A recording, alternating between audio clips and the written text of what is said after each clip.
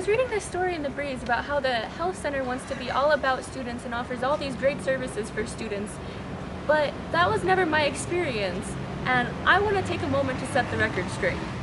My first experience with the Chafee Health Center was simply trying to get a flu shot. I was brand new to the campus, brand new to the college experience, and I thought it was so awesome that there was a health center that was on campus ready to assist students.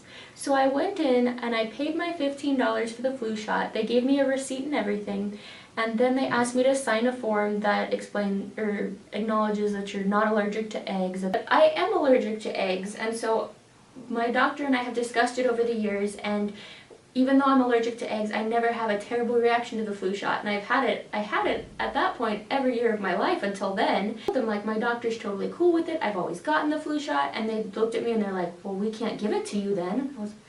But like I said, my doctor's cool with it, and it's totally fine, don't worry about it. And they said, well, unless we have a doctor's note, we're not going to give you the flu shot. I then said, well, then wouldn't it make sense for me to just go get it from my doctor, because I would have to pay the $20 copay at my doctor to get the doctor's note in order to then get the $15 flu shot from you, when I could just go to him and do it all at once for 20 bucks. And even the nurses there were like, yeah, that makes a little more sense. So then I got my stuff and then I asked, may I have my $15 back? And they were like, they told me that they couldn't give it to me because they had already written a receipt. And I could see where their cash was, like, it was just over the desk, like, it wasn't hidden or anything, and I was so confused. I'm holding this receipt, but I can't have a refund even though you didn't give me the service I paid for.